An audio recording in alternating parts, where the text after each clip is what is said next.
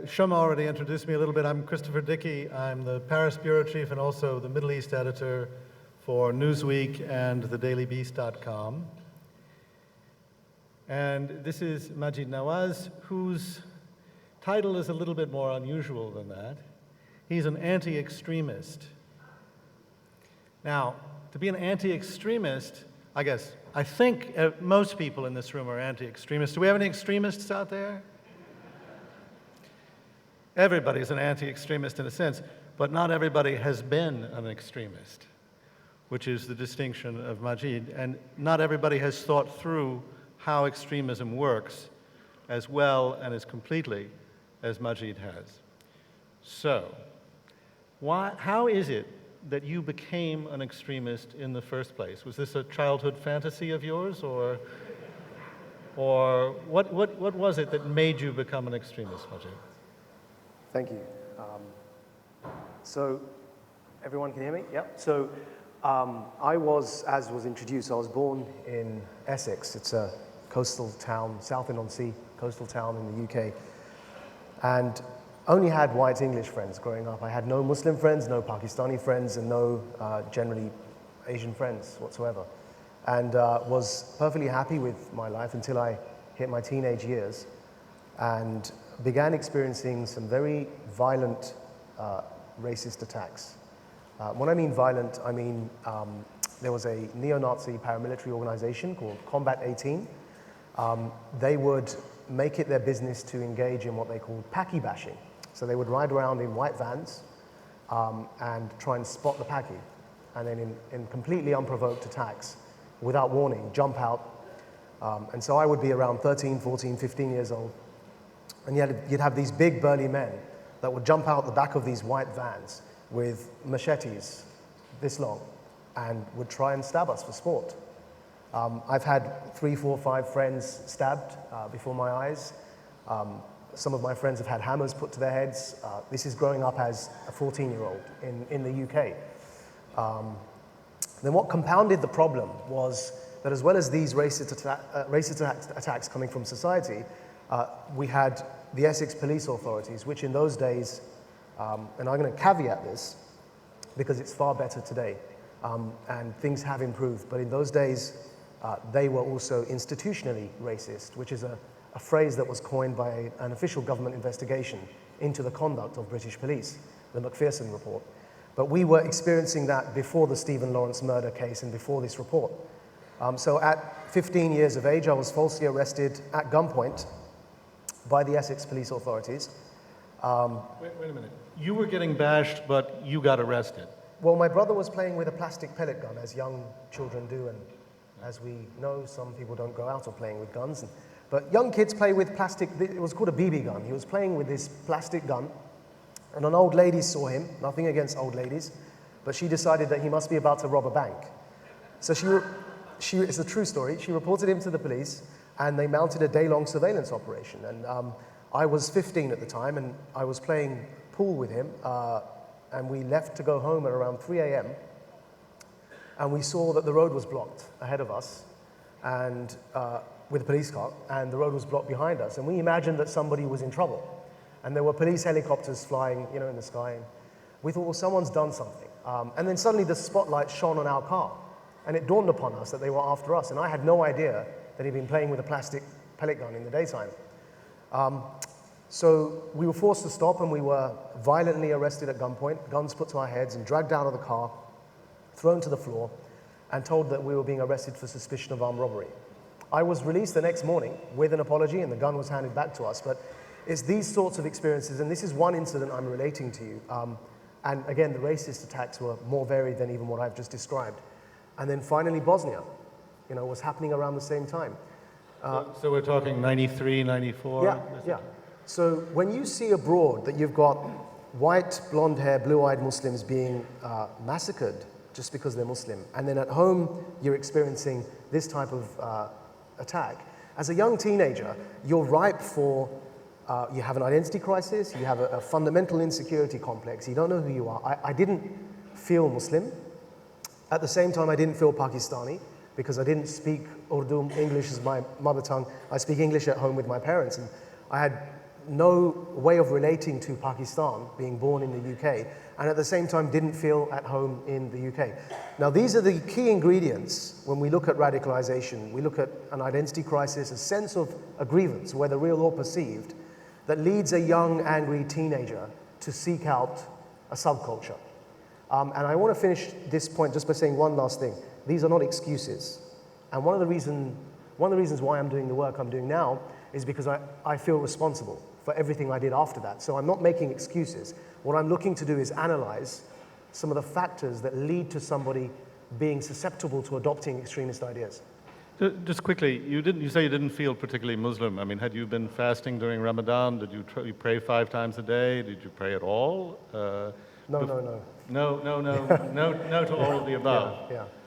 And that's common, by the way, for people, young Muslim men especially, who join Islamist extremist groups. And when I say Islamist, I mean those groups that seek to impose one version of Islam as state law. It's common that they come from an irreligious background. It's common that they come from, on average, and this is statistically demonstrated, they come from an educated background, which is above the average levels of university education. They come from a liberal background, and they experience, first of all, a political conversion, and then they have to, I suppose as an afterthought, become a bit more pious. But actually, primarily, it's a political conversion.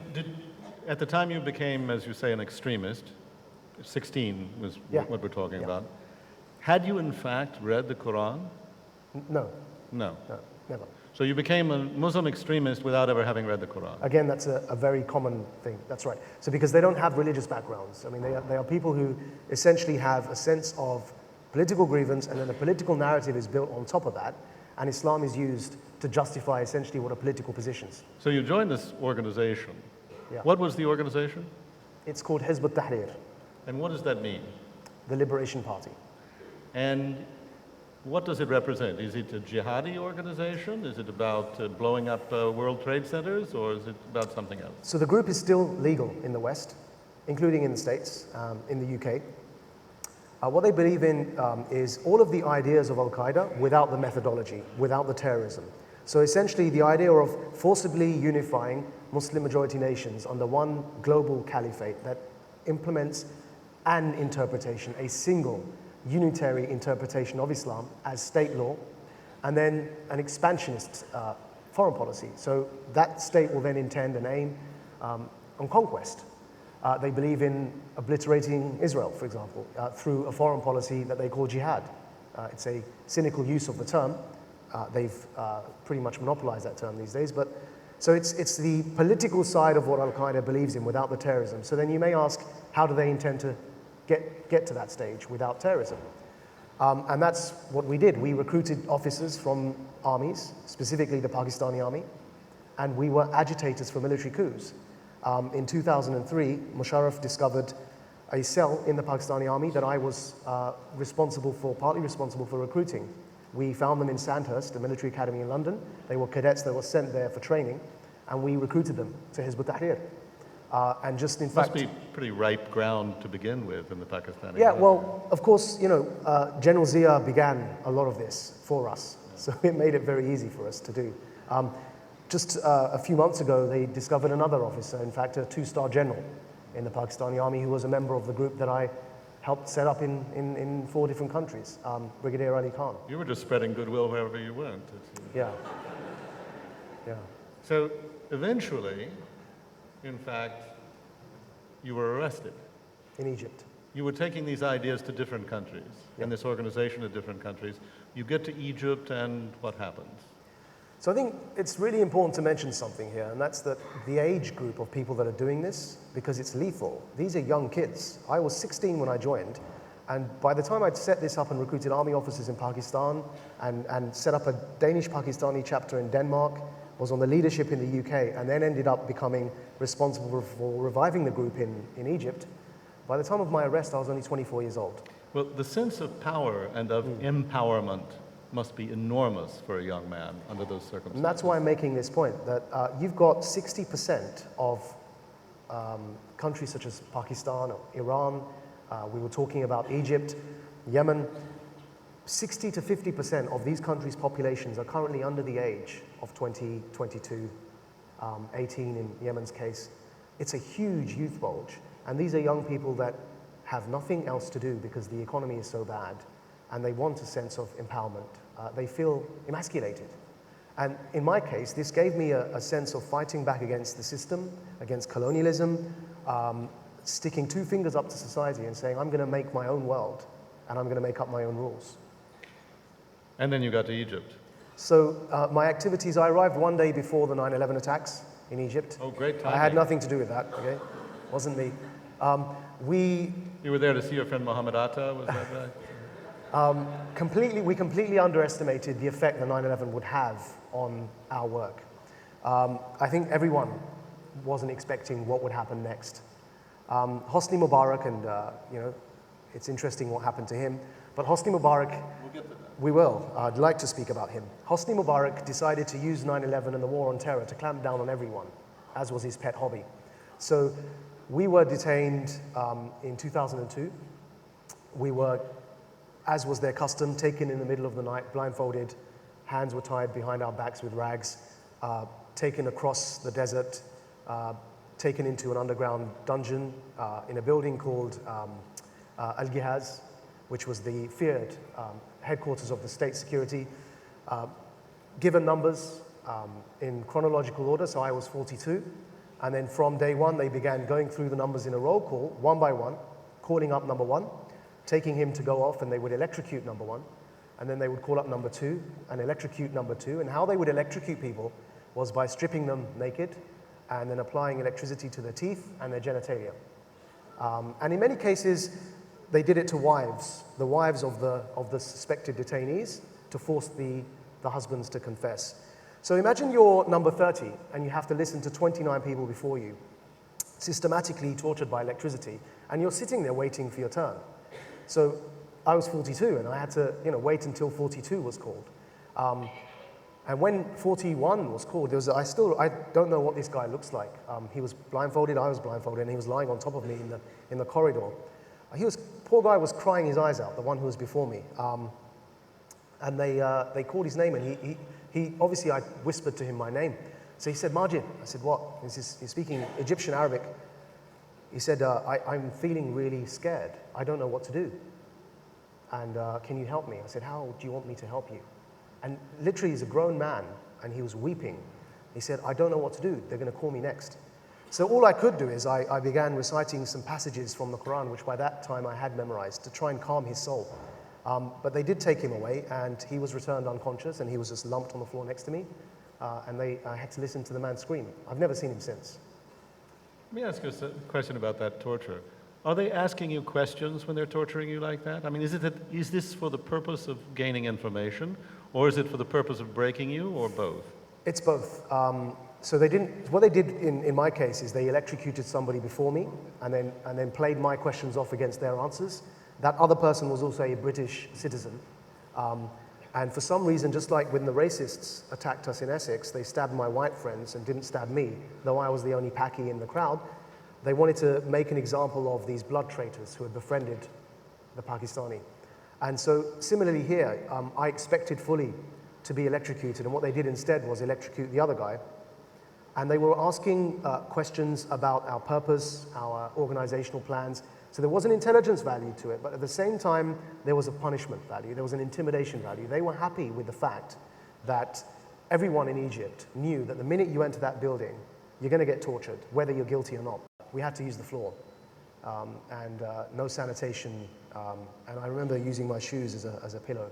That lasted for 3 months, and then when we were charged, we were then put on general release. We were in a political prison, so we were mixing exclusively with political prisoners. But at the time I was put into prison, in Egypt at that time, there were 25,000 political prisoners who had been there, for many of them for over 10 years without charge. So when we talk about Guantanamo Bay, which I, in principle, disagree with, yeah? So I'm pointing at the American here. I didn't mean to blame you for it. But when we talk about Americans setting up Guantanamo Bay, no, but the Arabs have been doing this for a long time. They have at the time I went to prison, for over 10 years, there were people that had been detained without charge, without trial, and their numbers were in the 25,000 range, and that was just in Egypt, let alone in other countries. And yet, you emerged from this experience as an anti-extremist. And I have to say, from after what you've just said, I'm having a little trouble with that. I mean, it would make me, I think, more of an extremist. It would make me more angry. It would give me more reason to want to wreak vengeance at the very least on the people who had done this. So how is it that you go through this experience and you come out of it an anti-extremist?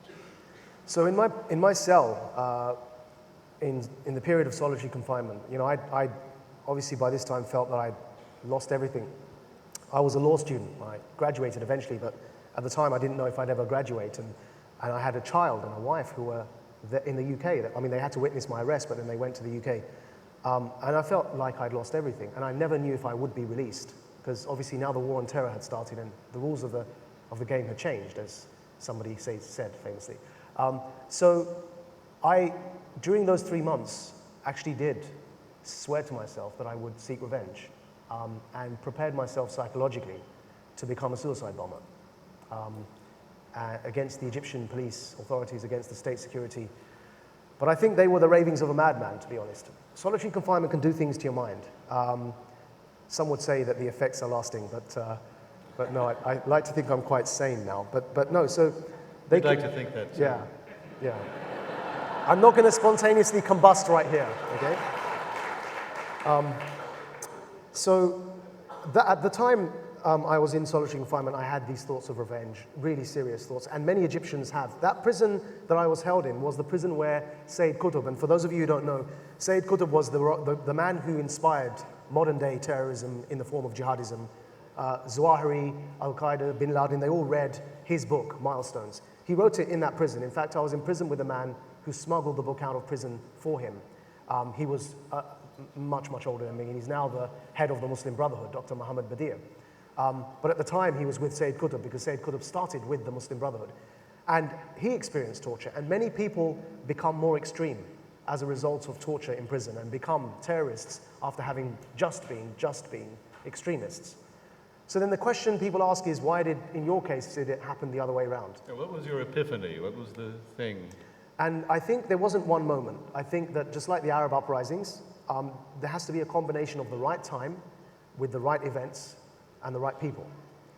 I was in prison with the who's who of the political scene in Egypt. I had the assassins of Anwar Sadat, the former president, with me in prison, and that's one end of the extreme, all the way through to the current leader of the Muslim Brotherhood, so we're going towards now more political Islamism, all the way through to the liberal political prisoners, Ayman Noor, who contested Mubarak in 2005's general elections and was sentenced to 7 years in prison as a reward. And whose wife worked for Newsweek for 20 years. And she was at the time working for Newsweek, she's no longer, I think. Sa'aduddin Ibrahim, and all the way through to people convicted for homosexuality, who were funnily enough put in the political prison with us. And this is a funny anecdote actually, because you can imagine on the one hand, jihadi assassins of the former president of Egypt sitting here in prison having to eat with homosexuals in the same political prison. It was really quite funny. The guy who was accused in the homosexuality case, it was called the Queen's Boat case, insisted until his release that he wasn't gay, because he was so petrified, I think, of what would happen to him in that prison. But that led to something. It led to an atmosphere where we were able to openly discuss and debate for 4 solid years in prison. Sort of a think festival kind of Yeah. thing.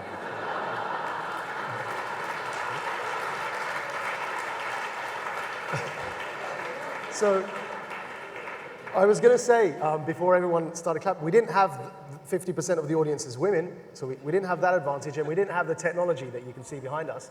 So the absence of the women led for a less quality in terms of the conversation. But no, we were seriously engaged in some really heavy political debates. And it coincided with something, and I think the Arab uprisings wouldn't have been possible if not for this significant, hugely significant event. And that was that Egypt's largest terrorist organization, it's known as Gama'ah al-Islamiyya, and they were causing a real mess in Egypt in the 90s with attacks in Sharm el-Sheikh and everything. Their founder was in prison with us, Sheikh Salah Hashim. Now the group as a whole, as a leadership, denounced terrorism and began writing against it. and it went through a de-radicalization process. And those guys and their books were available to us in prison. And we were debating with them. I initially approached them as this arrogant 24-year-old revolutionary who thought that he was right and everyone else was wrong, saying to these men who'd been in prison for all of my life, literally from 81. I was born in 77. So I would have been 3 years old in 81, and these guys have been in prison since then. And I was approaching them saying, you guys have sold out, you've gone soft. What people say to me now, yeah? Young kids, 16-year-olds say that to me now. And I was in this arrogant, delusional state thinking I could reconvince them of the truth of jihadist thinking. And of course, these are people that have far more experience than I did. Over the course of the 4 years of discussion, my views began changing. And the last thing that was crucial was that Amnesty International adopted me as a prisoner of conscience and began campaigning for my release. And here was an enemy that I defined as the soft power tool of colonialism, sticking their neck out and campaigning for my release when my own group weren't campaigning for my release because I was a fallen soldier and they were more focused on achieving the objective. So that had a profound impact on me emotionally. And I think what happened in that prison, in Mazar-e Torah prison in Cairo, with all of the key players that went on to lead the Arab uprising in Egypt, I think it was a precursor. The Arab Spring happened on a micro level to us before it happened on a macro level to Egyptian society. I have the feeling we're going to start hearing the tinkling of an insidious little bell soon. Yeah. So let's move along now to what you're... See? On cue. I just have these instincts. Yeah. Let's move along to, in fact, what you are doing to fight extremism now. You founded Quilliam in Britain, which is about ideas, and Khudi in Pakistan, which is more about action. What are you doing now to fight extremism?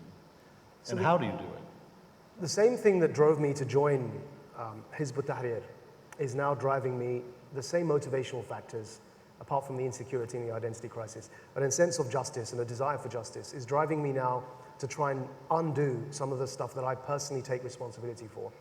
And it's not easy, it has personal consequences in one's personal life, and obviously it has consequences in terms of security. But what we're trying to do is, we believe that the neoconservative model was upside down.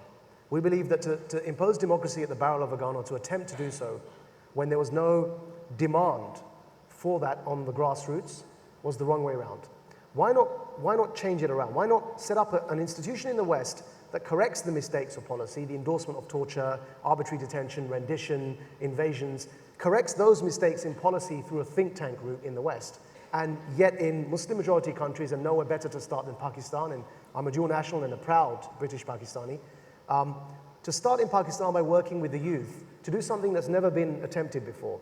And that is to create, and please bear with me when I explain this because it's going to sound really funny, to create the Hamas equivalent of a youth-led democratic movement, the Al-Qaeda equivalent of a democratic movement. What I mean by that is, for 13 years, I worked in 4 different countries on a leadership level, setting up cells that recruited young people very effectively, and army officers, to a cause. I know how to do that. It's probably the only thing I do know how to do, to be honest. And why not use those transferable skills to create the inverse, the mirror image of those movements? Why did Hamas eclipse Fatah in the occupied territories over the course of the 80s to the 90s? Why in Pakistan are Lashkar-e-Taiba the most effective at responding to flood relief? Lashkar-e-Taiba, LET, a terrorist organization. Why are they the most effective at responding to flood relief and thereby gaining the sympathies of the people that live in those flood-afflicted areas?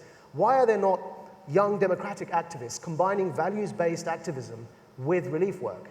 So what we decided to do was set up Khudi in Pakistan to exactly do that.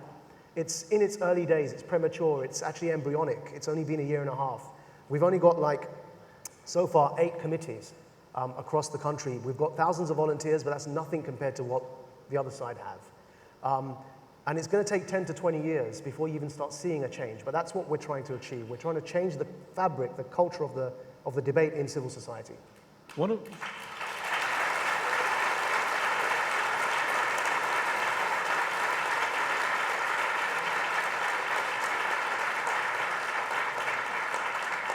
I think it's very positive to want to make those changes. Of course, the question is how? What's the message?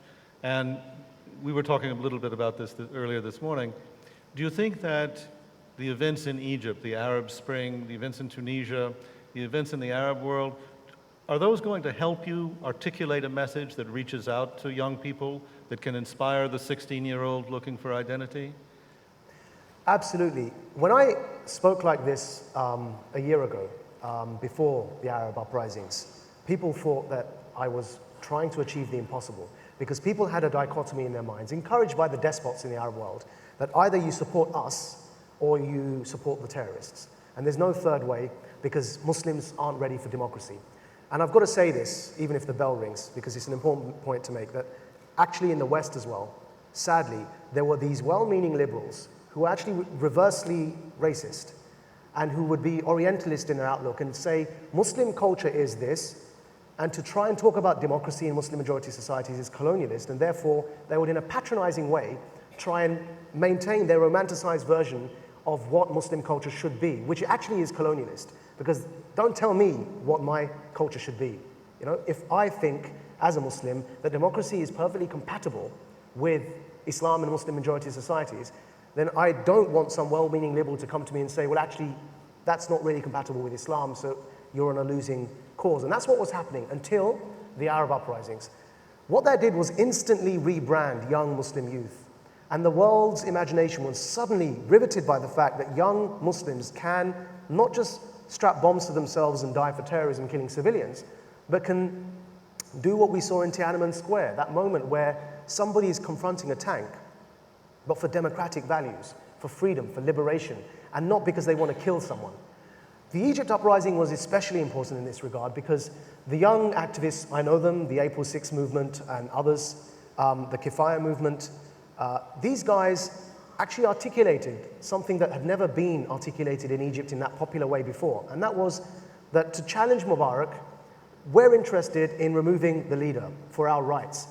That doesn't make us Israeli agents, it doesn't make us American agents, and it doesn't make us Islamists. We want freedom. And that narrative instantly rebranded young Muslims and has proven that it can be done. It can be done in Pakistan. It's going to take time.